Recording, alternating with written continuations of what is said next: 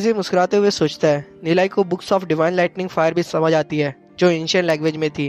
ड्यूजी कहता है नीलाई को, तुमने क्लास में डिवाइन लाइटनिंग फायर की बात की थी, क्या तुम्हें बाकी लाइटनिंग फायर टेक्निक्स भी आती है? नीलाई हंसते हुए कहता है, हाँ भाई, सारी टेक्निक्स आती है मुझे। जब मैं तुम्हारे साथ हूँ तो तुम्हें टेंशन लेने की ज़रूरत नहीं है। मैंने डिवाइन लाइटनिंग फायर के 69 चैप्टर्स याद किए हुए हैं और सभी टेक्निक्स बहुत ही स्ट्रॉन्ग है। फिर नीलाई कुछ टेक्निक्स के बारे में सोचता है। वो सोचता है हेवनली स्कारलेट लाइटनिंग टेक्निक, लेकिन वो उसे नहीं चुनता है क्योंकि वो बहुत ही अनस्टेबल है। उसे याद आता है हेवनली क्वीन टेक्निक जो ड्यूजी के लिए बहुत सुटेबल होगी, लेकिन उसमें ऐसी टेक्निक भी है जो उसके क्रिएटर्स ने भी प्रैक्टिस नहीं की है। इसमें फर्स्ट 9 लेवल में तो कोई प्रॉब्लम नहीं है, लेकिन लास्ट के 3 में थोड़ा इश्यू है। नीला ड्यूजी को कहता है, तुम्हें हेवनली क्वीन टेक्निक प्रैक्टिस करनी चाहिए। जितना मुझे पता है वो टॉप 3 लाइटनिंग फायर टेक्निक में से एक है। मैं तुम्हें फॉर्मूला बता देता हूँ, उसे प्रैक्टिस करना स्टार्ट कर दो अभी से। मुझे जब टाइम मिलेगा तो मैं उसे लिख के दे दूंगा तुम्हें। नीला सोचता है अगर ड्यूजी 9th लेवल तक पहुंच गया तो वो अपने आप में ही बहुत पावरफुल है।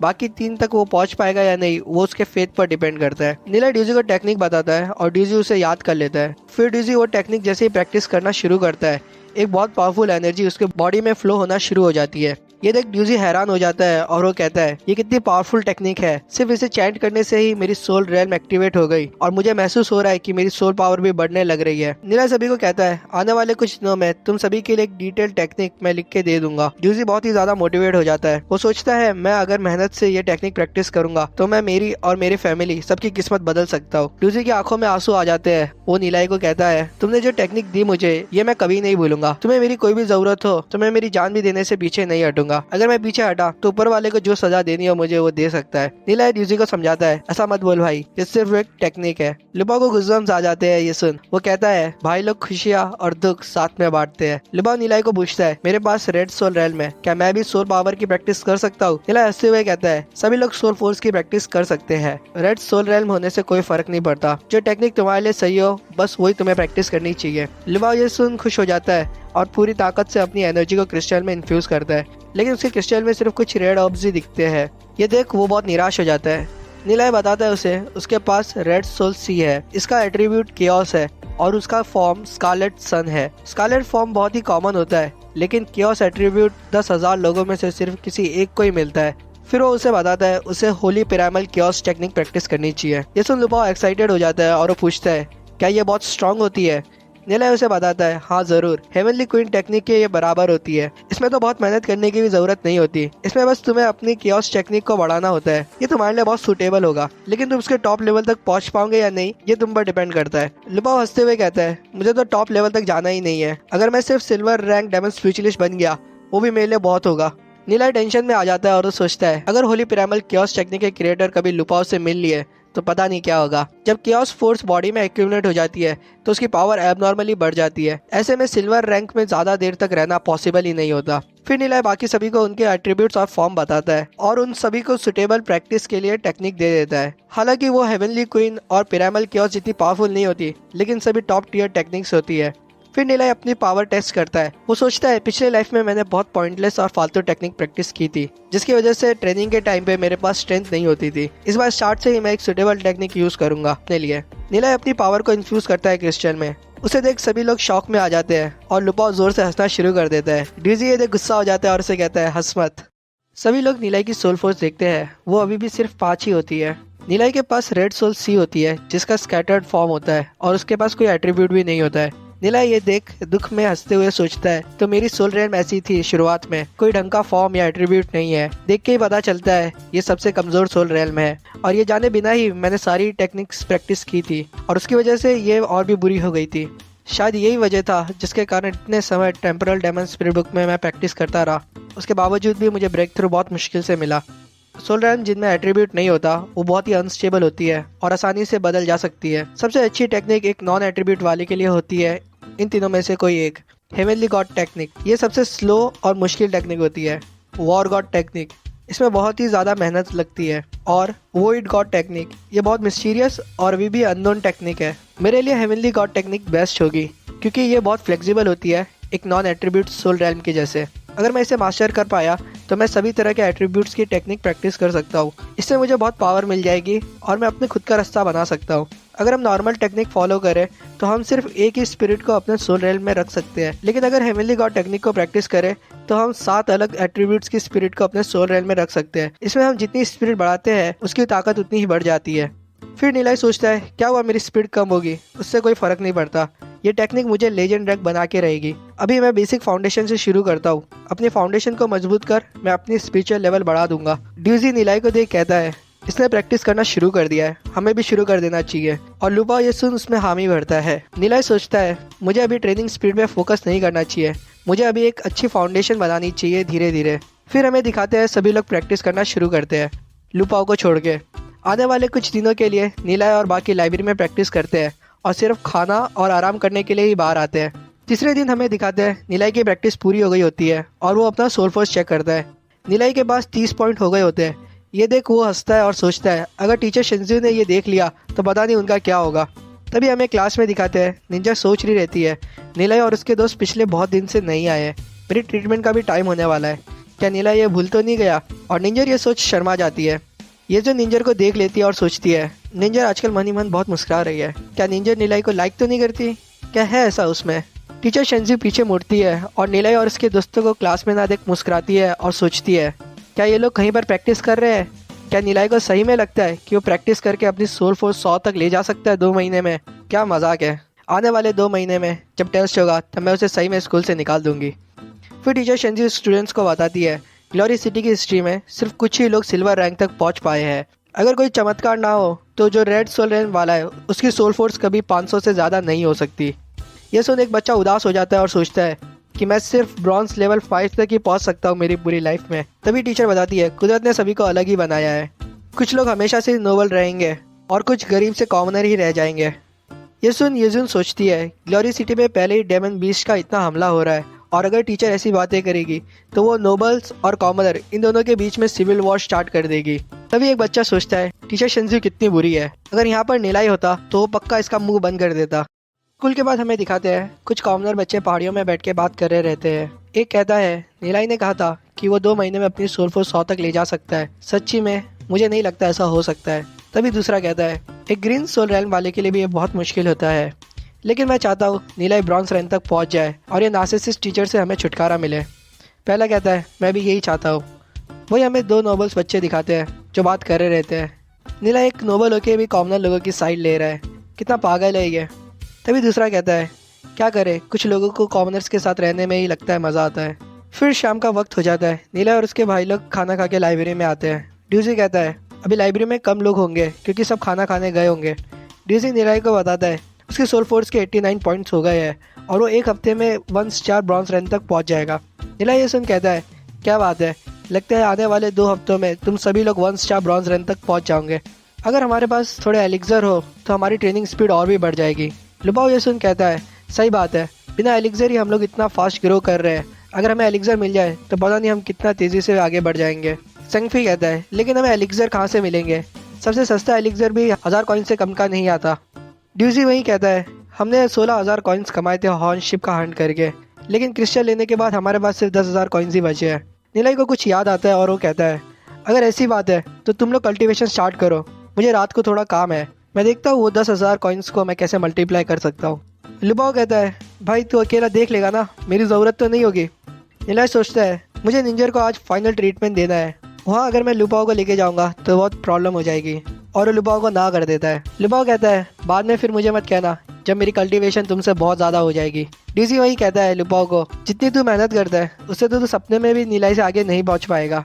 लुबाओ ये सुन बहुत गुस्सा हो जाता है। तभी नीलाई की नज़र पड़ती है किसी पे और उसके सामने उसका पूरा पास्ट चलना शुरू हो जाता है। हमें दिखाते हैं उसकी नज़र येजुन पे जाती है। नीलाई खुद को समझाता है और कहता है शांत हो जा भाई, उसे डराना नहीं है, बस उसके करीब जाके उससे बात करनी है। नीलाई सभी को अलविदा कर येजुन की तरफ जाता है। लुबाओ पीछे जाके देखता है और सोचता है गेट तो दूसरी तरफ है, ये भाई किधर जा रहे हैं। और तभी लुबाओ वहाँ देख चिल्लाता है और सभी लोग वहाँ देखने लग जाते हैं। सभी लोग को दिखता है कि वहाँ पे येजुन होती है। ये देख वीनैन कहता है मैं शर्त लगाता हूँ येजुन नीलाई को इग्नोर कर देगी और ये आधे मिनट में अपनी बेइज्जती करा के आ जाएगा। वहीं ड्यूजी बोलता है मैं आशा करता हूँ येजुन उसकी ज़्यादा बेइज्जती ना करे। नीलाई देखता है कि येजुन डिवाइन लाइटनिंग फायर बुक पढ़ रही रहती है। येजुन सोचती है इसमें 2nd वॉल्यूम के बाद से एंशिएंट लैंग्वेज यूज़ की है और मुझे तो कुछ समझ नहीं आ रही है। पता नहीं नीला ये सब कैसे पढ़ पाया और उसके सारे इंस्क्रिप्शंस याद भी कर लिए। ऐसा लगता है नीला और मेरे में बहुत बड़ा गैप है, भले ही हम सेम एज के हैं। नीला ये देख मुस्कुराता है और सोचता है येजुन पक्का ये सोच रही होगी कि मेरे में और नीला में बहुत बड़ा गैप है, भले ही हम सेम एज के हैं। नीला येजुन को पूछता है क्या तुम्हें डिवाइन लाइटनिंग फायर बुक में इंटरेस्ट है। नीला को सुन येजुन शॉक में आ जाती है और थोड़ा पीछे हो जाती है। फिर वो कहती है हाँ मैं ये बुक देख रही थी, लेकिन मुझे कुछ समझ नहीं आया इसमें क्या लिखा है, ये सब बहुत मुश्किल है। लिबा शौक में आ जाता है और कहता है येजुन नीलाई से बात कर रही है, क्या बात है। वहीं वीनन कहता है वो सही में बहुत अच्छी है। नीला येजुन को बताता है ये बुक ब्लिज़र्ड एम्पायर की एंशिएंट लैंग्वेज में लिखी गई थी, तो इसे समझना थोड़ा मुश्किल है, लेकिन अगर तुम पहले ब्लैक गोल्ड एम्पायर की एंशिएंट लैंग्वेज समझोगे तो इसे समझना बहुत आसान हो जाएगा। येजुन कहती है ब्लैक गोल्ड एम्पायर, और वो सोचती है अगर हम डार्क एजेस से पहले की बात करें तो सिर्फ 3 ही बड़े एम्पायर्स हुआ करते थे, होली स्पिरिट, स्नोविंड और सेक्रेड एम्पायर। स्नोविंड एम्पायर के टाइम में ब्लैक गोल्ड एक बहुत ही बड़ा एम्पायर हुआ करता था। वो सोचती है नीलाई सही में बहुत समझदार है, पता नहीं उसने कितनी बुकें पढ़ी होगी लाइब्रेरी में। नीलाई कहता है लैंग्वेज सीखना सिर्फ एक बुक को पढ़ने के लिए अच्छा नहीं होगा, और तुम्हारा जो एट्रीब्यूट है उसे तो तुम्हें लाइटनिंग फायर प्रैक्टिस भी नहीं करनी चाहिए। येजुन ये सुन पूछती है तो मेरे लिए कौन सी टेक्निक अच्छी होगी। नीलाई उसे बताता है कि उसके लिए स्नोविंड टाइप अच्छा रहेगा। येजुन ये सुन टेंशन में आ जाती है और वो सोचती है इसे मेरा एट्रीब्यूट कैसे पता, वो तो मेरे ग्रैंडफादर ने एक सीक्रेट टेक्निक से निकाला था और ये किसी बाहर वालों को नहीं पता है। नीलाई उसे बताता है तुम्हारी जो फैमिली है उसमें तुम्हारा एट्रीब्यूट टेस्ट हुआ होगा, लेकिन तुम्हारी सोल फॉर्म टेस्ट नहीं हुई होगी, इसलिए तुम जो टेक्निक सीख रही हो वो सही नहीं होगी। येजुन ने कभी सोल फॉर्म के बारे में नहीं सुना होता। वो पूछती है क्या होता है ये। नीलाई उसे कहता है क्या तुम आ सकती हो मेरे साथ थोड़ी देर, मैं तुम्हें तुम्हारी सोल फॉर्म टेस्ट करके बताता हूँ। येजुन सोचती है अगर ये वैसा ही टेस्ट है जैसे मेरे ग्रैंडफादर ने किया था तो हमारा फिजिकल कांटेक्ट होगा, और वो ना कर देती है नीलाई को। ये सुन नीलाई कंफ्यूज हो जाता है और लुबा ये सुन कहता है शिट, भाई को बहुत बुरी तरीके से रिजेक्ट कर दिया बंदी ने। नीलाई हंसते हुए कहता है पता नहीं तुम क्या सोच रही हो, ये एक सिंपल सा टेस्ट है जिसमें मुझे एक नया सोल क्रिस्टल चाहिए रहेगा और उसमें तुम्हें अपनी सोल पावर इन्फ्यूज़ करनी होगी। मैं सिर्फ देखूंगा और फिर सोल क्रिस्टल को देख मैं तुम्हारी सोल फॉर्म क्या है वो बता सकूंगा। येजुन को ये सुन समझ आता है वो गलत सोच रही थी और वो नीलाई को कहती है ठीक है। तो नीलाई कहता है मैं कल भी यहीं पर रहूँगा, तुम्हें अपना सोल फॉर्म जानना हो तो कल यही टाइम पर आ जाना। ये सुन सभी लोग पागल हो जाते हैं। लुबा कहता है नॉर्मली लड़कों को चांस मिले बंदी से बात करने के लिए तो वो उसे जितना लंबा हो सके उतना लंबा खींचते हैं, और नीलाई तो टाटा करके निकल रहा है। क्या ये वही हार्ड टू गेट टेक्निक है। नीलाई जाने ही लगता है तभी येजुन उसे पीछे से कहती है नीलाई। ये सुन नीलाई पीछे मुड़ता है। इसे देख पूरी गैंग शॉक में पड़ जाती है और सभी कहते हैं ओ भाई येजुन नीलाई से बात करना चाहती है। ड्यूजी कहता है मुझे लगा नहीं था नीलाई इतना बड़ा प्लेयर है। ज्यूजुन कहता है यही उम्मीद थी बॉस से, पहले निंजर और अभी येजुन। येजुन पूछती है तुम्हें इंस्क्रिप्शन की अच्छी नॉलेज है ना, क्या मैं उससे रिलेटेड तुम्हें कुछ पूछ सकती हूँ। नीलाई पीछे मुड़ता है और कहता है हाँ ज़रूर, नॉलेज तो बांटने के लिए ही होती है। येजुन अपनी इंटरेस्ट पार्शियल रिंग से 2 ब्रॉन्ज स्क्रोल निकालती है। वैसे एक ब्रॉन्ज स्क्रोल ही हज़ारों कॉइन्स का होता है। वो बताती है कि उसके पास 2 स्नोविंड इंस्क्रिप्शन के ब्रॉन्ज स्क्रोल्स है, लेकिन ये इंस्क्रिप्शन एक्टिवेट नहीं हो रहे हैं भले ही वो कितनी भी मेहनत कर रही है। उसे लगता है ये इंस्क्रिप्शन में कुछ प्रॉब्लम है। नीलाई उसे अच्छे से देखता है और कहता है हाँ इसमें थोड़ी सी प्रॉब्लम तो है, लेकिन मुझे नहीं लगता कि प्रोफेसर लोग भी ये बता पाएंगे। तुम अपने फादर से क्यों नहीं पूछती, वो तुम्हें अच्छे से बता पाएंगे इसमें क्या गलती है। ये सुन येजुन निराश हो जाती है। उसे देख सोचता है अरे हाँ येजुन छोटी थी तभी उसकी मॉम चल बसी थी, उसके फादर सिटी लॉर्ड है तो उनके पास बहुत काम रहता है, और उनके ग्रैंडफादर भी लेजेंड रैंक है तो ग्लोरी सिटी के बाहर एक्सपीडिशन ही करते रहते हैं, तो इसकी वजह से इसके पास कोई नहीं रहता जिससे ये पूछ सके। नीलाई कहता है अगर ऐसी बात है तो तुम्हें कुछ भी प्रॉब्लम हो तुम मुझसे पूछ सकती हो स्कूल के बाद यहाँ आके। ये सुन येजुन थोड़ी खुश हो जाती है। नीलाई उसके बाद बताता है ये एक स्नोविंड टाइप ब्रॉन्ज इंस्क्रिप्शन है, ब्लिज़र्ड स्लैश। ये इंस्क्रिप्शन के स्ट्रक्चर में कुछ प्रॉब्लम नहीं है, लेकिन ये स्क्रोल की क्वालिटी बहुत ही बुरी है। इसलिए येजुन शॉक में पड़ जाती है और कहती है स्क्रोल की क्वालिटी बुरी है। नीलाई उसे बताता है जिसने ये स्क्रोल बनाया उसे डुप्लीकेट बनाने की बहुत अच्छी नॉलेज होगी, अगर वायर अच्छे से ध्यान न दे तो वो उसे ओरिजिनल समझ के खरीद सकता है। ये इंस्क्रिप्शन को स्नोविंड स्पिरिचुअल वॉर्म के खून से बनाना चाहिए था। उनका रंग अक्सर सिल्वरिश ग्रे होता है, लेकिन ये सिल्वरिश रेड है। मुझे लगता है लार्वा वॉर्म के खून से बनाया गया है, और लार्वा वॉर्म इतने पावरफुल नहीं होते कि वो इंस्क्रिप्शन को एक्टिवेट कर पाए। ये सुन सोचती है ये प्रॉब्लम तो मेरे प्रोफेसर यहाँ तक कि वाइस प्रिंसिपल भी सॉल्व नहीं कर पाए थे, नीलाई ने कितनी आसानी से बता दिया। नीलाई ने सिर्फ एक नज़र में बता दिया इसमें क्या प्रॉब्लम है। क्या नीलाई की नॉलेज हमारे वाइस प्रिंसिपल से भी ज़्यादा है। फिर येजुन सोचती है वैसे नीलाई दिखने में इतना बुरा भी नहीं है, येजुन उसे फिर दूसरा स्क्रोल के बारे में पूछती है। अभी जैसी स्टोरी चल रही है तो क्या लगता है आपको, क्या येजुन का नजरिया निलाई को देखने का बदल सकता है? निलाई वो दूसरे स्क्रोल को देख के कहता है, ये आइसविंड ब्लिजर्ड इंस्क्रिप्शन है जो स्नोविंड टाइप है और ये सिल्वर ग्रेड का होता था, लेकिन एज ऑफ डार्कनेस की वजह से ये इनकम्प्लीट रह गया और अब लोगों ने इसे वापस अमेंड किया तो ये ब्रॉन्ज रैंक का हो गया। येजुन ये सुन बहुत कंफ्यूज हो जाती है और पूछती है, आइसविंड ब्लिजर्ड सिल्वर ग्रेड का था? मैंने तो इस बारे में कभी नहीं सुना। निलाई उसे कहता है, इसे जब वापस अमेंड किया तो इसका स्ट्रक्चर अनस्टेबल हो गया था, इसीलिए तुम इसे यूज नहीं कर पा रही हो। चलो हम टेबल के वहाँ जाके बात करते हैं, मुझे थोड़ा स्ट्रक्चर चेंज करने होंगे इस इंस्क्रिप्शन में। येजुन कहती है, चेंज करना होगा? कैसे करोगे तुम इसे चेंज? वो सोचती है जो उसके ग्रैंडफादर है वो लेजेंड रैंक के है, वो इंस्क्रिप्शन भी बनाते हैं, उन्होंने आज तक नहीं कहा कि एक कंप्लीट इंस्क्रिप्शन को चेंज किया जा सकता है। फिर वो दोनों टेबल के यहाँ बैठ जाते हैं। निलाई अपना पेन ढूंढता है लेकिन उसे नहीं मिलता तो येजुन से मांगता है। येजुन फट से उसे पेन निकाल के देती है जो एक सिल्वर हॉर्न पेन होता है, वो बहुत ही रेयर तरह के पेन होते हैं। जब निलाई उससे पेन ले रहा रहता है तो उसका हाथ येजुन के हाथ को लग जाता है, जिससे येजुन शर्मा जाती है और सोचती है क्या ये उसने जानबूझ के किया है। निलाई फिर गहरी सोच में चला जाता है। उसे देख येजुन सोचती है शायद मैं कुछ ज्यादा ही सोच रही हूँ। फिर निलाई इंस्क्रिप्शन में तेजी से बहुत सारे चेंजेस करना शुरू करता है। वो बताता है ये इंस्क्रिप्शन 36 मेथड से आया है और अब इसके चेंजेस की वजह से ये इंस्क्रिप्शन बहुत स्टेबल हो जाएगा। येजुन इम्प्रेस हो जाती है ये देख और वो सोचती है ये 2 गुना कॉम्प्लेक्स हो गया है और इसे सिर्फ कुछ मिनट ही लगे इसे चेंज करने में। ये तो मुझे बिल्कुल भी समझ नहीं आ रहा है इसने क्या किया है। चलो अभी मैं इसे रख देती हूँ और घर जाके बोलती हूँ किसी को इसे स्क्रोल में कन्वर्ट करने के लिए। ड्यूजी अपना मुंह बाहर निकाल कर कहता है, वो लोग सही में बात करना शुरू कर दिए है। येजुन निलाई से इंस्क्रिप्शन और कल्टीवेशन सीखना चाहती है। फिर उनकी बातें चलती रहती है और शाम हो जाती है। येजुन खड़ी होती है और निलाई का शुक्रिया अदा करती है उसकी मदद के लिए और मुस्कुराते हुए कहती है, हम कल फिर मिलेंगे, मैं तुम्हारा इंतजार करूंगी। भाई बुरे मंत्रमुग्ध हो गए होते हैं, उसके गाल लाल और आंखों में प्यार होता है और वो येजुन को बाय करता है।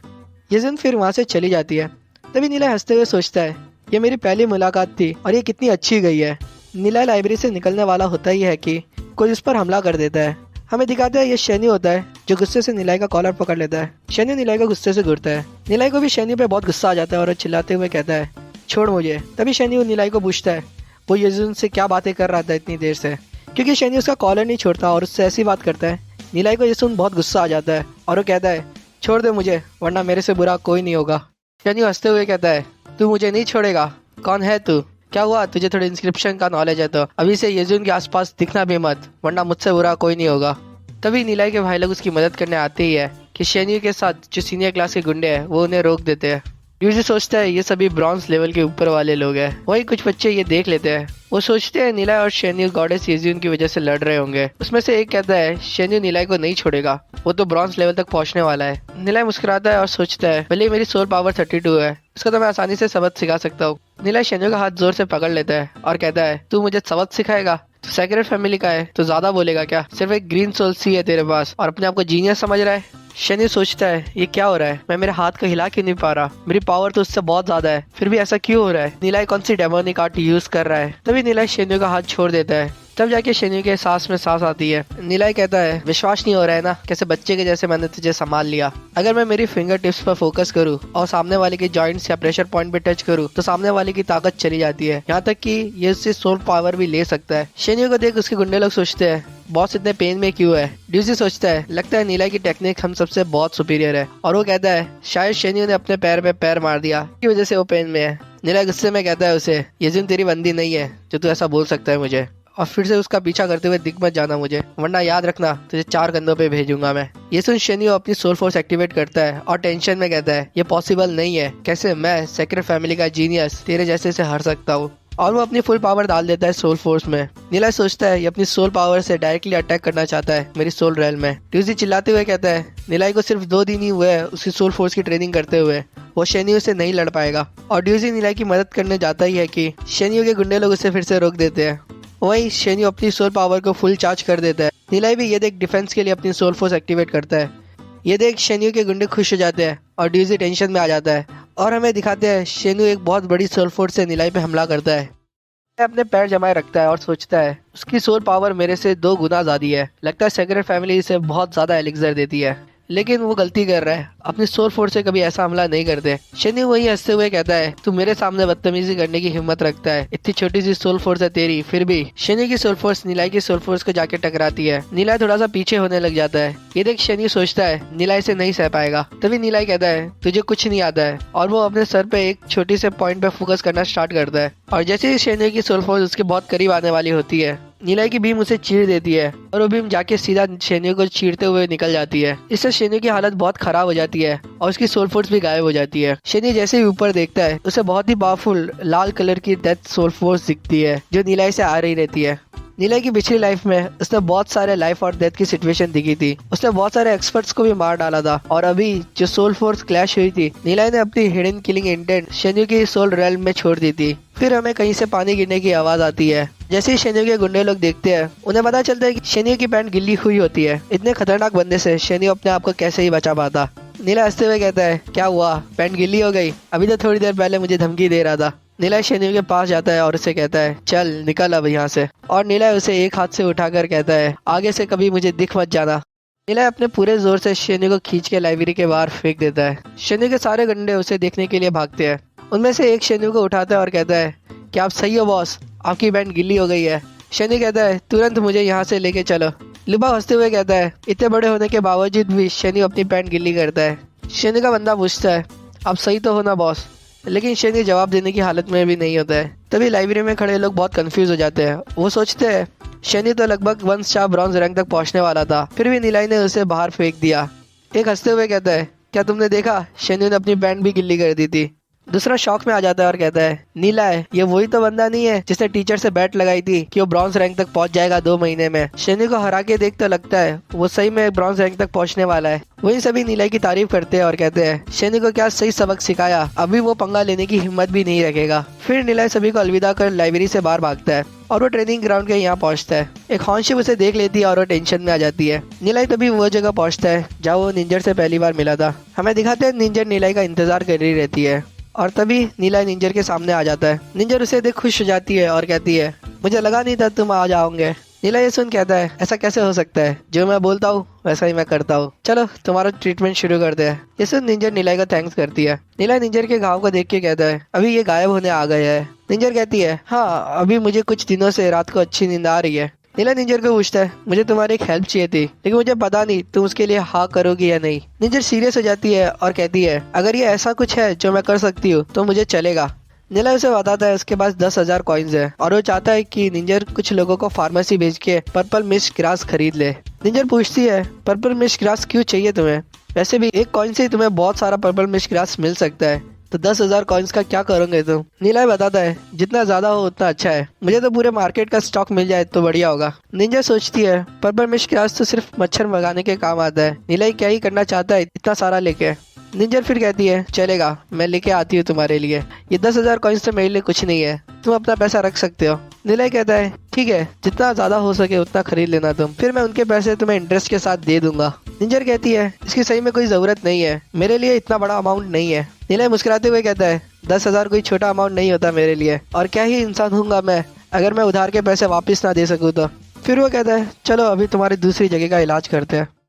हमें दिखाते हैं कि रात का समय होता है और होली ऑर्चिड इंस्टीट्यूट में टीचर शेन्यू के केबिन से कुछ आवाजें आती है। टीचर शेन्यू शॉक में कहती है, नीलाई ने तुम्हें लाइब्रेरी के बाहर फेंक दिया, तुम्हें तो सोल फोर्स भी 78 है, मुझे ये मत कहना कि नीलाई तुमसे ज्यादा स्ट्रांग है। शेन्यू कहता है, नीलाई को कुछ डेमोनिक आर्ट आती है, जब उसने मेरा हाथ पकड़ा था तो उसके बाद मैं मेरा हाथ भी नहीं हिला पा रहा था, और भले ही मेरी सोल फोर्स उससे ज्यादा पावरफुल है, जैसे ही मैं उसकी सोल फोर्स के कांटेक्ट में आया मेरी सोल फोर्स टूट गई थी। शेन्यू गुस्से में आ जाता है और सोचता है, आज जो उसने मेरी बेइज्जती की है मैं नीलाई को नहीं छोड़ूंगा। टीचर शेन्यू पूछती है, नीलाई की सोल फोर्स कितनी होगी अभी? तो शेन्यू सोच के बताता है कि उसकी सोल फोर्स ज्यादा से ज्यादा 10 ही होगी। ये सुन टीचर गुस्से में कहती है, क्या मजाक है, तो तुम उससे हार कैसे सकते हो? शेन्यू ये सुन बहुत चिढ़ जाता है। तभी टीचर कहती है, शायद ये हो सकता है कि उसका अपनी सोल फोर्स में बहुत अच्छा कंट्रोल है। ग्लोरी सिटी में देखा गया है कि ऐसे लोग भी होते हैं जिनकी सोल फोर्स भले ही बहुत कम होती है लेकिन उनका कंट्रोल बहुत ही अच्छा होता है। तो शेन्यू को कहती है कि तुम तो अभी भी छोटे हो और तुम्हें अपनी सोल फोर्स यूज करना अच्छे से नहीं आता है, इसी की वजह से वो तुमसे कमजोर होने के बावजूद भी तुम्हें हरा पाया। कोई नहीं, लेकिन 2 महीने में 1 स्टार ब्रॉन्ज रैंक तक पहुंचना फिर भी बहुत मुश्किल है। शनी सोचता है अच्छा होगा अगर वो स्कूल छोड़ दे और येजुन से भी बहुत दूर चला जाए। फिर हमें ट्रेनिंग ग्राउंड दिखाते हैं जहाँ पर नीला निंजर के कपड़े को देख सोचता है पिंक, ये तो मेडेन के कलर होते हैं। नीला निंजर को पूछता है क्या तुम सारी दवाइयाँ टाइम पे ले रही थी? निंजर बताती है हाँ वो सारी दवाइयाँ टाइम पे ले रही थी। और वो कहती है तुमने जो टेक्निक बताई थी उससे मेरी सोल फोर्स बहुत ही स्ट्रांग हो गई है। मुझे तो लगता है असली जीनियस तुम ही हो, भले ही किसी को नहीं पता तुम्हारे टैलेंट के बारे में। एक दिन ऐसा आएगा जब सभी लोग तुम्हारी तारीफ करेंगे। नीला ये सुन मुस्कुराता है और निंजर का शुक्रिया अदा करता है। हमें फिर सेक्रेट फैमिली का कॉन्फ्रेंस हॉल दिखाया जाता है जहाँ पर सेक्रेट फैमिली के सेकंड एल्डर शेंग मिंग जो सिल्वर रैंक डेमन स्पेशलिस्ट होते हैं उन्हें दिखाते हैं। एक मैसेंजर आके उन्हें कुछ बताता है। उसे सुन सेकंड एल्डर बहुत ही गुस्सा हो जाते हैं और कहते हैं क्या बात कर रहे हो तुम? एक छोटा सा फाइटर अपेंडिक्स का बच्चा सेक्रेट फैमिली को चैलेंज किया। वो सोचते हैं ये इंस्क्रिप्शन का स्कैंडल छिपाने में पहले मुझे बहुत मेहनत लग गई थी और उसने अभी मेरे डिसेंडेंट को भी मारा है, इसका बदला तो लेना होगा। लेकिन सुना है कोई बड़े आदमी उसका सपोर्ट कर रहे हैं तो मैं आसानी से उस पर हमला नहीं कर सकता। वो कहते हैं शेन्यू तो 1 स्टार ब्रॉन्ज रैंक तक पहुंचने वाला था ना, तो नीला उसे कैसे हरा पाया? उनकी आवाज़ सुन मैसेंजर डर जाता है और वो कहता है मुझे ज़्यादा तो नहीं पता लेकिन मास्टर शेन्यू की स्ट्रेंथ और सोल फोर्स दोनों ही उससे ज़्यादा पावरफुल थी। सुना है कि नीलाई ने कुछ डेमोनिक आर्ट यूज़ की शेन्यू को हराने के लिए। ये बात सेकंड एल्डर को अच्छी नहीं लगती। वो कहते हैं एक फाइटर अपेंडिक्स का बच्चा कितना ही पावरफुल हो सकता है, क्या डेमोनिक आर्ट वगैरह कह रहे हो तुम? ये सब एक्सक्यूजेस है। वो मैसेंजर कहता है सेकंड एल्डर क्या मैं ये बात फैमिली हेड को बता दूं? सेकंड एल्डर कहते हैं इसकी ज़रूरत नहीं है, वैसे भी वो भी लेजेंड रैंक तक पहुंचने वाले हैं, ऐसी छोटी चीज़ों की वजह से हमें उन्हें तंग नहीं करना चाहिए। वो पूछते हैं क्या तुमने नीलाई का बैकग्राउंड पता लगाया? मैसेंजर कहता है हमें पता लगा है कि वो हेवनली मार्क फैमिली से है। ये सुन सेकंड एल्डर हंसते हुए कहते हैं हेवनली मार्क फैमिली तो एक छोटी सी नोबल फैमिली है और फिर भी हम जैसी बड़ी फैमिली से लड़ने की हिम्मत रखती है। मुझे लगता है नीला एक नादान सा 13 साल का बच्चा है जिसने गलती से वो इंस्क्रिप्शन देख लिया होगा और शो ऑफ करना चाहता था। और अगर हम ऐसी छोटी सी बात के लिए हेवनली मार्क फैमिली पर दबाव डालेंगे तो हमारी रेपुटेशन के लिए अच्छा नहीं होगा। नीलाई को तो यंग मास्टर शेनफी देख ही लेंगे। वैसे भी स्कूल में तो लड़ाई अक्सर हो ही जाती है बच्चों के बीच। और मैसेंजर कहते हैं शेनफी को बता देना इस बारे में। हमें फिर सिटी लॉर्ड के मेंशन में ले जाते हैं जहाँ पे हमें येजुन का रूम दिखाते हैं। हालांकि येजुन को स्कूल में भी एक कमरा मिला था लेकिन उसे यहाँ रहना ज़्यादा अच्छा लगता है। नीला ने जो इंस्क्रिप्शन बना के दिया होता है येजुन उसे दूसरी बुकों में ढूंढ रही होती है। तभी एक सर्वेंट येजुन के पास आती है और उसे कहती है आपको मेरी क्या मदद चाहिए? येजुन पूछती है आंट जीव आपको इंस्क्रिप्शन की अच्छी नॉलेज है ना, क्या आप बता सकती हो ये इंस्क्रिप्शन कहाँ से आया है? वो इंस्क्रिप्शन को देख शॉक हो जाती है और कहती है ये तो आइस विंड ब्लिजर्ड जैसा लग रहा है लेकिन ये उससे बहुत ज़्यादा पावरफुल लग रहा है। मैंने तो आज तक ऐसा कोई इंस्क्रिप्शन नहीं देखा, ये बहुत ही अच्छे तरीके से बनाया गया है। मैं तो अपनी हार मानती हूँ। कौन है ये मास्टर जिनने आपको ये बना के दिया है? आपको कोई बहुत बड़े इंस्क्रिप्शन मास्टर मिले थे जिनने ये करके दिया? ये सुन येजुन बहुत कंफ्यूज हो जाती है। तभी हमें ट्रेनिंग ग्राउंड पे लेके जाते हैं जहाँ निंजर का ट्रीटमेंट हो गया होता है। वो कहती है नीलाई को तुमने सेक्रेट फैमिली को नाराज किया है, थोड़ा संभल कर रहना। सेक्रेट फैमिली बहुत ही बुरे और बेशर्म लोग हैं, उन्हीं की वजह से मेरी विंग ड्रैगन फैमिली इतनी कमजोर हो गई है। उनने हमारी 80% से ज़्यादा प्रॉपर्टी हत्या ली है। नीलाई बताता है टेंशन मत लो, मैंने ये सब के बारे में सोच लिया है। सेक्रेट फैमिली को उनकी रेपुटेशन बहुत प्यारी है, वो कुछ समय के लिए तो मुझे तंग नहीं करेंगे और जब वो फाइनली आएंगे तब तक मैं तैयार रहूँगा उनके लिए। ये सुन निंजर नीलाई से बहुत इम्प्रेस हो जाती है। नीलाई कहता है तुम जब घर जाओगी तो एक अनयूज सोल क्रिस्टल लेके आना, तुम्हारा एट्रीब्यूट टेस्ट करना है। वो सोचते हैं निंजर एक भरोसेमंद पार्टनर है, उसकी एबिलिटी भी बहुत अच्छी है तो मुझे उसे कुछ पावरफुल टेक्निक तो सिखानी चाहिए। ये सुन निंजर कहती है मेरे पास एक अनयूज क्रिस्टल पड़ा है और अपने रिंग से एक सोल क्रिस्टल निकाल के नीलाई को दिखाती है। नीलाई कहता है बढ़िया है, तुम्हारे पास अभी सोल क्रिस्टल है तो इसमें अभी अपनी सोल फोर्स इन्फ्यूज करो। ये सुन निंजर अपनी सोल फोर्स उसमें इन्फ्यूज करती है, बहुत तेज रोशनी आना शुरू हो जाती है उस क्रिस्टल में से। उसे देख नीलाई शॉक हो जाता है और कहता है तुम्हारी सोल फोर्स तो 83 तक पहुंच गई है और तुम्हारा एट्रीब्यूट विंड लाइटनिंग है और उसका फॉर्म है विंड ड्रैगन। ये सुन निंजर कंफ्यूज हो जाती है। वो पूछती है soul form, wind lightning, wind dragon form, क्या मतलब होता है इन सब का? नीलाई कहता है अगर मैं सिंपल भाषा में बताऊँ तो विंड लाइटनिंग टेक्निक तुम्हारे लिए बहुत सही होगी। वो सोचता है शायद इसी वजह से मेरी पिछली लाइफ में जब निंजर को एक्सट्रीम कोल्ड हुआ था तो भी वो इतना जल्दी रिकवर कर पाई थी। जो विंड ड्रैगन फॉर्म है वो बहुत ही एक्सट्रीम होता है और सिर्फ कुछ ही लोगों को मिलता है और ये बहुत ही ज़्यादा पावरफुल होता है। विंड ड्रैगन फॉर्म के साथ कोई भी टेक्निक तेज़ी से प्रैक्टिस कर सकता है और अगर वो टेक्निक एट्रीब्यूट से मिलती हो तो ट्रेनिंग स्पीड हद पार बढ़ जाती है। मेरे पास एक टेक्निक है जिसके लिए बहुत सूटेबल होगी। नीलाई कहता है मेरे पास एक wind lightning type cultivation technique है जो तुम्हारे लिए तुम्हारी करंट टेक्निक से बहुत ही ज़्यादा अच्छी होगी। वो सोचता है काश मेरे पास भी विंड ड्रैगन फॉर्म होता। फिर नीलाई उसे वो टेक्निक बताता है। ये सब निंजा सोचती है अगर मैं ये टेक्निक प्रैक्टिस करूँ तो मेरी सोल फोर्स बहुत ही ज़्यादा पावरफुल हो जाएगी। निंजर कुछ कहने वाली होती है कि तभी नीलाई कहता है, तो ये है विंड लाइटनिंग ड्रैगन टेक्निक, ये तुम्हारे लिए बहुत ही बढ़िया होगी। निंजर कहती है, पहले तुमने मेरे घाव सही किया और अभी मुझे इतनी पावरफुल टेक्निक दे रहे हो, सच्ची में पता नहीं मैं तुम्हारा शुक्रिया अदा कैसे करूँगी।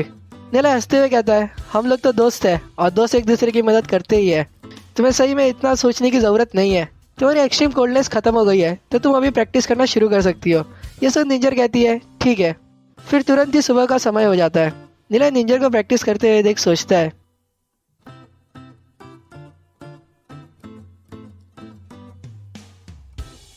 नीला निंजर को देख मुस्कुराता है और सोचता है, इसको अभी और सफ़र नहीं करना होगा मेरी इस लाइफ में। निंजर को प्रैक्टिस करते हुए पसीने आने लग जाते हैं और वो जैसे ही अपनी आंखें खोलती है उसे एहसास होता है कि वो ब्रेक थ्रू करने वाली है। लेकिन जब तक निंजर आंखें खोलती है नीला वहाँ से चला गया होता है। वो खड़ी होती है और कहने वाली होती है, नीला आए। तो एक बंदा भागते हुए फार्मेसी की तरफ जाता है। वो शॉपकीपर को पूछता है उसे पर्पल मिश ग्रास चाहिए। ये सुन शॉपकीपर कहता है, तुम भी विंग ड्रैगन फैमिली के सर्वेंट हो, शायद तुम्हारी फैमिली से पहले ही कोई आया था और उसने सारी पर्पल मिश ग्रास खरीद ली थी। वो सर्वेंट कहता है, आपका जो गार्डन है उसमें भी अगर कोई पर्पल मिश ग्रास होगी तो वो सब भी हमें चाहिए। फिर हमें दिखाता है वो बहुत सारी पर्पल मिश ग्रास ले जाते हुए सोचता है, हमारी पूरी फैमिली को सिर्फ कुछ किलो पर्पल मिश ग्रास ही चाहिए होती है, इतने सारे का तो वो क्या करेंगे। फिर वो सोचता है, छोड़ो, वैसे भी मिस निंजर बहुत ज़्यादा इम्प्रूव हो चुकी है तो पूरी फैमिली की नज़र भी उन्हीं पर है। और बैटी रच ने बोला है उसे जितना भी पैसा खर्चना हो वो खर्च सकती है। हमें एक कैफ़े दिखाते हैं, चंद नीला निंजर से बात कर रहा रहता है। वो कहता है, सिर्फ कुछ दिनों में तुमने सारा पर्पल मिश ग्रास खरीद लिया, तुम्हारे सर्वेंट सही में बहुत तेज़ है। निंजर एक रिंग देती है जिसमें बताती है उसने कुछ लाखों किलो पर्पल मिश ग्रास रखी होती है। वो सुन नीलाई खुश हो जाता है, लेकिन फिर जब उसे समझ आता है उसमें कुछ लाखों किलो पर्पल मिश ग्रास है तो वो शॉक में पड़ जाता है। निंजर हंसते हुए कहती है, ये तो बहुत छोटी सी बात है, जो तुमने मुझे विंड ड्रैगन टेक्निक दी है उसके सामने तो ये कुछ भी नहीं है। फिर दोपहर का समय हो जाता है। हमें लाइब्रेरी में दिखाते हैं नीलाई कुछ कर रहा रहता है, जिसे देख लुपाओ ड्यूजी को कहता है, ये नीलाई कब से क्या लिख रहा है और खुद से पता नहीं क्या बातें कर रहा है। ड्यूजी कहता है, हमें नीलाई को भी डिस्टर्ब नहीं करना चाहिए, हमें अभी इंस्क्रिप्शन और बैटल टैक्टिक्स की पढ़ाई करनी चाहिए। अगर हमें हमारी कल्टीवेशन की स्पीड बढ़ानी है तो हमें हमारी नॉलेज भी बढ़ानी होगी। ये सुन लुपा और वीनन उसका मजाक उड़ाते हैं, जिससे ड्यूजी बहुत गुस्सा हो जाता है और उन्हें चिल्लाने लगता है। फिर उन दोनों की नज़र एक जगह पे जाती है।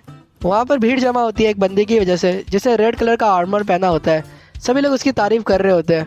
वो बोलते हैं ये आर्मर को फ्लेमिंग डार्क आर्मर कहते हैं, ये तकरीबन 1 लाख डेमन स्पिरिट कॉइन्स का है। वो बंदा होता है डिवाइन फैमिली का 15 साल का ब्रॉन्ज रैंक 5 मास्टर शेन। वो बताता है जो भी सिल्वर रैंक से कम है वो इस आर्मर पे खरोच तक नहीं कर पाएगा। कुछ लड़कियां इधर इम्प्रेस हो जाती है और मास्टर शेन की तारीफ करती है। तभी मास्टर शेन अपना आर्मर निकालते हैं और उसे भीड़ में फेंक देते हैं। एक बच्चा उसे पकड़ लेता है और मास्टर शेन कहते हैं, जाओ ये अब से तुम्हारा हुआ। वो बताता है उसके पास 5 साल पुरानी होली डार्क ग्रास होती है जो सिर्फ उसी के फैमिली के पास है, अगर तुम मेरा साथ दोगे तो मैं तुम्हें ये भी दे दूंगा। लुबा यसुन सोचता है, एक ग्रास ही 50,000 की होती है तो अगर इसमें 6 होगी तो तकरीबन 3 लाख कॉइन्स तक की हो सकती है। पूरा क्राउड ये सुन जोश में आ जाता है, मास्टर शेन का सपोर्ट करता है। लुबा भी वो भीड़ में घुस जाता है और कहता है, मैं भी मास्टर शेन का सपोर्ट करता हूँ। जिसे तंग होकर उसका बाजू वाला कहता है, भाई यहाँ कहाँ घुस रहा है तू। मास्टर शेन जब लोगों को गिनते हैं तो उन्हें पता चलता है यहाँ पे सिर्फ 19 से 20 लोग ही है, उन्हें लेकिन और भी लोग चाहिए होते हैं। वही ड्यूजी लुबा को खींचते हुए ले जा रहा होता है। लुबा सोचता है अगर हमारे पास होली डार्क ग्रास हो तो ड्यूजी ब्रॉन्ज रैंक तक जरूर पहुँच जाता। तभी नीलाई की नज़र यंग मास्टर शेन पे जाती है और वो सोचता है, मेरी पिछली लाइफ में इसी समय उन्होंने एंशिएंट ऑर्चिड सिटी का रूइंस का दरवाज़ा ढूंढा था और ये लोग बहुत सारा खजाना लेके आए थे वहाँ से। यजिन ने बताया था कि शेन्यू भी उनके साथ गया था और उसे एक कीमती खजाना मिला था जिसका ऑक्शन किया गया था तो 1 मिलियन कॉइन्स तक गया था। वैसे पैसों से तो फर्क नहीं पड़ता लेकिन वो आइटम बहुत ही ज़्यादा अच्छा था, मुझे वो आइटम लेना ही होगा। और नीलाई खड़ा हो जाता है और भीड़ में जाके कहता है, मुझे भी तुम्हारे साथ चलना है। तब सब साइड हो जाते हैं और नीलाई पूछता है, अगर मैं तुम्हारे साथ चलूँगा तो कोई प्रॉब्लम तो नहीं होगी। मास्टर शेन उसे देखते हैं। तभी एक बच्चा कहता है, तू तो ब्रॉन्ज रैंक का भी नहीं है, हमारे साथ चलेगा तो मरा जाएगा। मास्टर शेन वो बच्चे को रोक देते हैं और नीलाई के पास जाके कहते हैं, तुम कह रहे हो तुम्हें हमारे साथ चलना है, क्या तुम्हें पता भी है हम कहाँ जा रहे हैं। नीलाई सोचता है, मास्टर शेन डिवाइन फैमिली के डिसेंडेंट है जो 3 मेजर फैमिलीज में से एक है। इनसे मैं ज़्यादा तो नहीं मिला मेरी पिछली लाइफ में, लेकिन मैंने सुना था कि वो black gold rank damage specialist बनने वाले थे और उन्होंने बहुत सारे अचीवमेंट पाए थे अपनी लाइफ में। मुझे याद आ रहा है जब ग्लोरी सिटी का फाइनल बैटल था तब मास्टर शेन भागते हुए वेस्ट गेट की तरफ गए थे, वह उनने सेक्रेड फैमिली के 6 भगौड़े लोगों का गला काट दिया था बिना एक भी वर्ड सुने उनका। नीला सोचता है ये बंदा गलत लोगों को कभी नहीं छोड़ता है। फिर वो कहता है मुझे पता है आप लोग एंशिएंट सिटी के रूइंस में जा रहे हो। ये सुन वो शॉक हो जाते हैं और उनका चेहरा बहुत ही सीरियस हो जाता है। वो पूछते हैं तुम्हें कैसे पता है इस बारे में? मेरी टीम के अलावा मेरी फैमिली तक को भी नहीं पता है। मास्टर शन सोचते हैं वैसे अगर ये मेरी फैमिली को पता चल गया तो मुझे जाने भी नहीं देगी। नीला हंसते हुए कहता है इतने गुस्से भरी नजरों से देखने की जरूरत नहीं है। मैंने सुना था एंशिएंट ऑर्चिड सिटी के रूइंस ग्लोरी सिटी के नजदीक ही पाए गए हैं। बहुत पावरफुल टीम पहले ही चली गई थी उसे एक्सप्लोर करने के लिए, तो यंग मास्टर शेन भी अपनी टीम क्यों बना रहे हैं वो तो क्लियर है ना। मैं तो सिर्फ गैस कर रहा था, लेकिन आपके रिएक्शन से लग रहा है कि मैं सही सोच रहा था। ये सुन मास्टर शेन इम्प्रेस हो जाते हैं और नीलाई को पूछते हैं क्या नाम है उसका। तो नीला अपना नाम बताता है उसे।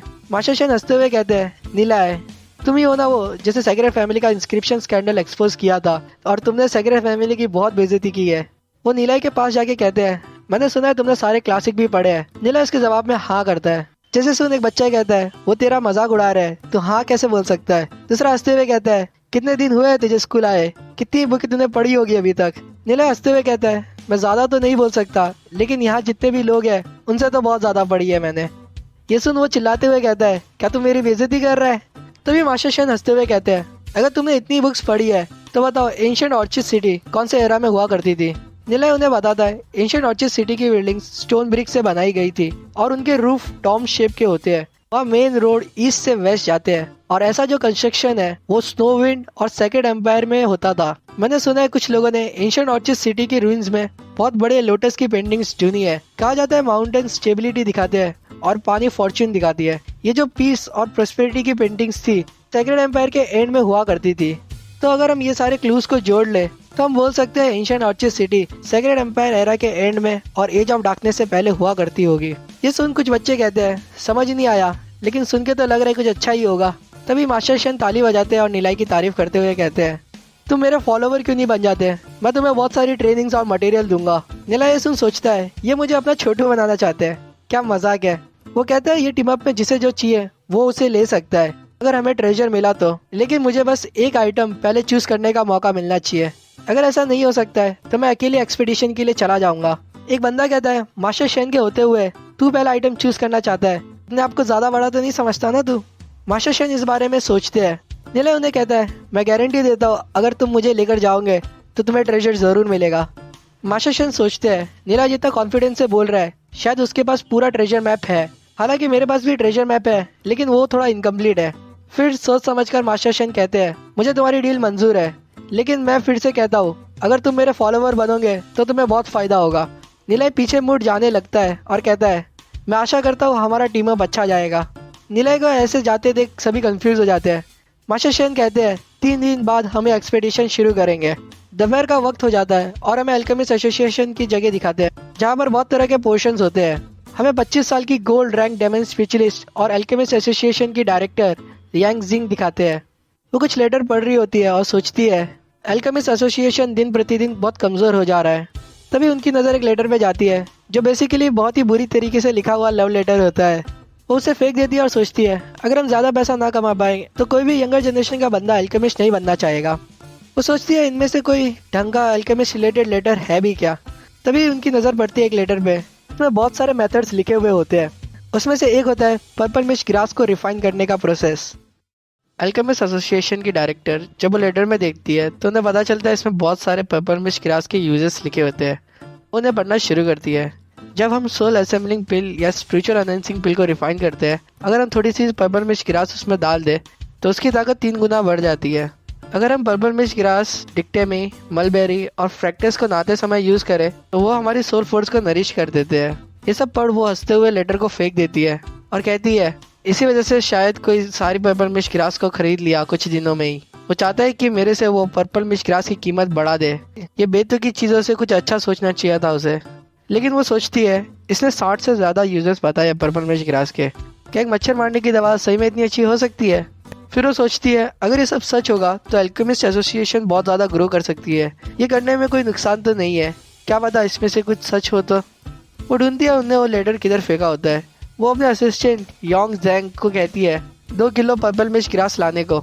उनका असिस्टेंट भागते हुए उसे लेके आता है और बताता है हमारे पास सिर्फ 1 किलो पर्पल मिस्ट ग्रास ही है। वो सोचती है ये बंदे ने पता नहीं कितना पर्पल मिस्ट ग्रास खरीद लिया है अभी तक। फिर डायरेक्टर पिल्स बनाना शुरू करती है और साथ ही में वो सोचती है जो सोल असेंबलिंग और स्पिरिचुअल एनहांसिंग पिल होते हैं वो ग्लोरी सिटी में 100 साल से चलते हुए आ रहे हैं और एकदम परफेक्ट है ये। अगर कोई अल्केमिस्ट इन फॉर्मूले को चेंज करना चाहता है तो उसे बहुत सारा मटेरियल और फेल होने का कॉस्ट सहना पड़ेगा, लेकिन कोई इतना पेपरमिंट गैस खरीदने का खर्चा भी क्यों करेगा। डायरेक्टर को पिल बनाते देख असिस्टेंट सोचता है ये सही में डायरेक्टर कहलाने के लायक है, इनका फायर पे कंट्रोल और नॉलेज बहुत ही अच्छी है, मुझे भी बहुत मेहनत करनी होगी इनके जैसा बनने के लिए। फिर 2 घंटे हो जाते हैं और असिस्टेंट की अच्छी नींद हो गई होती है। डायरेक्टर अपनी पावर से पिल बना के तैयार कर देती है। उन पिल्स को डायरेक्टर और असिस्टेंट साथ में देखते हैं। डायरेक्टर बताती है उनने 50% और ज़्यादा पिल्स बना पाई है पर्पल मिस्ट ग्रास की वजह से। असिस्टेंट खुश हो जाता है और कहता है अगर हम ज़्यादा पिल्स बना पाए तो हमें बहुत ज़्यादा फ़ायदा होगा। फिर वो और कुछ बोलने वाला होता है कि डायरेक्टर उसके मुंह में एक पिल डाल देती है। खाते ही वो भागने लग जाता है और एक जगह बैठ के मेडिटेट करना शुरू कर देता है। उसे ब्लू कलर की एनर्जी रिलीज होना शुरू हो जाती है और जब वो डीप फोकस में होता है तभी डायरेक्टर्स के सामने आ जाती है और पूछती है तो कैसा है ये पिल। उन्हें अचानक देख असिस्टेंट डर जाता है और वो कहता है मैं मेरे सोल फोर्स कल्टीवेट कर रहा हूँ, ऐसे डराओ मत मुझे। फिर वो शांत हो जाता है और बताता है ये एक हाई ग्रेड सोल असेंबलिंग पिल से ज़्यादा इफेक्टिव है। जैसे डायरेक्टर बहुत ही इंप्रेस हो जाती है। डायरेक्टर कहती है तो ये सब सच है, चलो दूसरे यूजेस भी हम ट्राई करते हैं। डायरेक्टर वो लेटर असिस्टेंट को देती है और कहती है इसकी कॉपी बना के सबको दे दो, कहो कि इसका पहला यूजेस डायरेक्टर ने वेरीफाई किया है और उसका जो रिजल्ट था वो अल्केमिस्ट एसोसिएशन को ग्लोरी सिटी में बहुत ही ज़्यादा पावरफुल बना देगा। वो असिस्टेंट को कहती है मैं आशा करती तुम्हें ये बात समझ आ रही है। फिर असिस्टेंट तुरंत ही निकल पड़ता है वहाँ से। डायरेक्टर फिर वो बात के लिए बिल्स बनाना शुरू करती है। 2 घंटे हो जाते हैं। फिर हमें दिखाते हैं कि डायरेक्टर नहा रही होती है और उनके पानी में उनने वो पिल्स डाली होती है। वो शॉक हो जाती है और कहती है ये सही में बहुत ज़्यादा इफेक्टिव लग रहा है। इस सुबह हमें दिखाते हैं नीला और सभी ट्रेनिंग कर रहे होते हैं।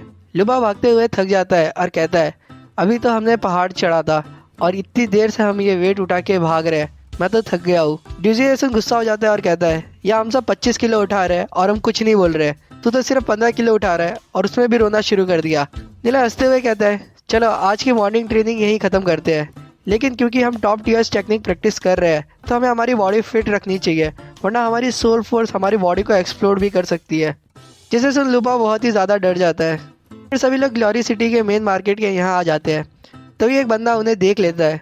वो नीला और उसके दोस्तों को पूछता है तो कैसे हो मेरे छोटे दोस्तों, मैं अल्केमिस्ट एसोसिएशन से हूँ। नीला उसे देख मुस्कुराता है और सोचता है ये पक्का पेपरमिंट ग्रास के लिए आया है। फिर वो बंदा बताता है आप लोगों के कपड़े देख के लग रहा है आप लोग फार्मिंग करने वाली फैमिली से हो, क्या आपके पास पेपरमिंट ग्रास होगी आपके घरों में? हम लोग 1 किलो पेपरमिंट ग्रास के लिए 30 कॉइन्स दे रहे हैं। ड्यूजी और लुपाओ ये सुन हंसते हुए सोचते हैं नीला के पास तो पता नहीं कितने ढेरों किलो पेपरमिंट ग्रास पड़ी है। तभी नीला उन्हें रोक देता है और पूछता है अंकल आपको पेपरमिंट ग्रास क्यों चाहिए? मैंने तो सुना है वो तो बहुत सस्ती होती है ना, तो आप 30 कॉइन्स क्यों दे रहे हो? तभी वो बंदा हंसता है और कहता है मैं तुम्हें एक राज की बात बताता हूँ। कल हमें एक लेटर मिला था जिसमें 60 से ज़्यादा पेपरमिंट ग्रास के यूजर्स लिखे थे और डायरेक्टर और हम सब ने उनको टेस्ट किया और फिर वो खुश होकर कहता है उसमें सब कुछ सही लिखा था। ये सब नीला और उसके दोस्तों में खास फ़र्क नहीं पड़ता है। तभी हमें दिखाता है बहुत लोग डायरेक्टर की खूबसूरती का तारीफ कर रहे होते हैं। वो बंदा बताता है पर्पल मिस्ट ग्रास बॉडी को नरिश करता है। कल जब डायरेक्टर ने एक बार इसका यूज़ करके नहाई थी तो कुछ साल जवान हो गई ऐसा लग रहा था। तो भी सारी नोबल औरतों को भी वो पर्पल मिस्ट ग्रास चाहिए, लेकिन पूरे मार्केट में किसी के पास भी पर्पल मिस्ट ग्रास नहीं है और उन्हें उगाने में भी 3 साल लग जाते हैं। हम नहीं चाहते इतनी यूजफुल ग्रास फालतू के ब्यूटी प्रोडक्ट्स बनाने में यूज़ हो। नीला मुस्कुराते हुए कहता है अच्छा कितनी कमाल की बात है ये, लेकिन हम तो होली ऑर्चिड इंस्टीट्यूट के स्टूडेंट हैं तो हमारे पास तो पर्पल मिस्ट ग्रास नहीं है। ये सुन वो शौक में चला जाता है। नीला उसे अलविदा कर कहता है अगर आप ऐसी ही बड़ी दाढ़ी रखोगे तो आप बहुत जल्दी बूढ़े लगने लग जाओगे, और सभी हंसते हुए वहाँ से चले जाते हैं। ड्यूजी नीला को पूछता है वो बंदा इतना ज़्यादा पैसा दे रहा था तो तुमने उससे पर्पल मिस्ट ग्रास क्यों नहीं बेचा? नीला बताता है अभी तो प्राइस बढ़ना शुरू हुआ है, आगे आगे देखो कितना प्राइस बढ़ जाता है। फिर दोपहर का समय हो जाता है और हमें दिखाते हैं निंजर के सर्वेंट उसके पास चिल्लाते हुए आते हैं। वो बहुत ही ज़्यादा खुश होते हैं। उनमें से एक बंदा बताता है मिस निंजर आपने बहुत सारे पर्पल मिस्ट ग्रास खरीदे थे ना, अभी उनकी प्राइस बहुत बढ़ गई है, 1 किलो के लिए 100 कॉइन्स तक मिल रहे हैं।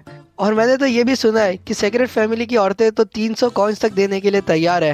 निंजर ये सब सुन कंफ्यूज हो जाती है और सोचती है क्या ये सब नीला की वजह से हुआ है।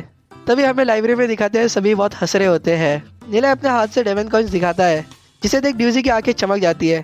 नीला बताता है कि हमने अभी 10,000 किलो पर्पल मिस्ट ग्रास बेचा नोबल वाइफ्स को, जिनसे हमें 3 मिलियन कॉइन्स तक मिले। वो बताता है लेकिन मार्केट की डिमांड लिमिटेड होती है, इसलिए हम हमेशा इतने महंगे में नहीं बेच सकते। लुबाओ ये डिमांड सप्लाई को कुछ समझ नहीं पाता। नीलाई एक एलिक्सर निकालता है और कहता है ये तो बस शुरुआत है। नीलाई वो high grade soul assembling pills की बोतल्स सभी को बांट देता है। लुबाओ उसमें से एक पिल निकालता है। वो सोचता है ये एक ही सिर्फ 6000 कॉइन्स की है। नीलाई हंसते हुए कहता है हम सब बहुत अमीर हो गए हैं अभी। और वो भी एक पिल लेके प्रैक्टिस करना शुरू कर देता है। वो सोचता है नॉर्मल लोग सिर्फ पिल्स का 10% बेनिफिट ले पाते हैं, लेकिन हेवनली गॉड टेक्निक की वजह से मैं इसको पूरा अच्छे से ऑब्जर्व कर सकता हूँ। वो सोचता है ये पिल्स का इफेक्ट बहुत ही स्ट्रांग है और हमें दिखाते हैं वो पिल्स नीलाई की सोल रैम तक चली जाती है। नीलाई कहता है मेरी सोल फोर्स 50% से ज़्यादा बढ़ गई है। तभी उसके सामने बहुत तेज़ रोशनी आ जाती है। वो देखता है कि ड्यूजी 1 स्टार ब्रॉन्ज रैंक अचीव कर लेता है। ड्यूजी खुश हो जाता है और बताता है सिर्फ कुछ ही दिनों में मैं 1 स्टार ब्रॉन्ज रैंक तक पहुंच गया। ये सिर्फ तुम्हारी वजह से हुआ नीलाई। और 2 घंटे बाद हमें ज़ोर से हंसने की आवाज़ आती है। हमें दिखाते हैं लुबाओ खड़ा हो जाता है और कहता है अब मेरे पापा मुझे नहीं मारेंगे। फाइनली मैं भी ब्रॉन्ज रैंक तक पहुंच गया हूँ। अब मुझे कोई भी नोबल कचरा नहीं कह सकता। वो हंसते हुए कहता है 2 महीने बाद टीचर और बाकियों की शक्ल देखने में बहुत मज़ा आएगा। जियोजुन पूछता है नीलाई तुम अभी तक ब्रॉन्ज रैंक तक नहीं पहुँच पाए। नीलाई कहता है हेवनली गॉड टेक्निक बहुत स्लो होती है तो मुझे थोड़ा टाइम लगेगा। तभी नीलाई को कोई याद आता है और कहता है तुम लोग प्रैक्टिस करो मैं अभी आता हूँ। और वो गेट खोल के ग्राउंड फ्लोर पे जाता है। टेबल एरिया के वहाँ देखता है लेकिन वहाँ पर कोई भी नहीं होता है। वो देख नीलाई बहुत ही निराश हो जाता है। वो कहता है आज भी नहीं आई वो सोचता है येजुन सही में बहुत नाराज़ हो गई है। चलो आपको थोड़ा समय में पीछे लेके जाता हूँ। जब निंजा नीलाई की पर्पल मिश ग्लास खरीदने में मदद कर रही थी तब नीलाई बहुत ही खुश था और गुनगुनाते हुए येजुन के पास जा रहा होता है। वो शाम जब येजुन और नीलाई मिलने का तय किए होते हैं। येजुन कुछ ख्यालों में बैठी हुई होती है। नीलाई उसके पास जाके कहता है तो हम फिर से मिल गए और वो एक बहुत ही बड़ी स्माइल देता है। वही कुछ लोग बात करते हैं मिस येजुन स्पेशली इसका इंतज़ार कर रही थी। हमें दिखाते हैं शेन्यू उनके पंडर लोगों के साथ होता है जिसमें से एक कहता है क्या ये लोगों की डेट चल रही है अभी। येजुन शेन्यू बहुत ही नाराज़ हो जाता है।